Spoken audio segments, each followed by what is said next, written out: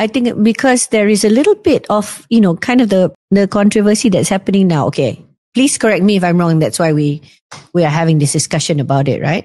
So some people are saying that this Asperger thing is also a way to, there are people who don't want to be connected with that word autism or to say autistic, right? Yeah. There is a preference to say specifically, no, I'm not autistic.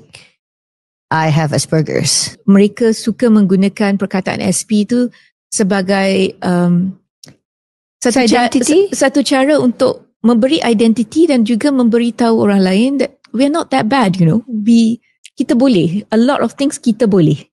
So it's almost like, okay, we can do this, but we have our limitations. Their identity would be kami boleh, tetapi kami bukan neurotypical. That's one identity.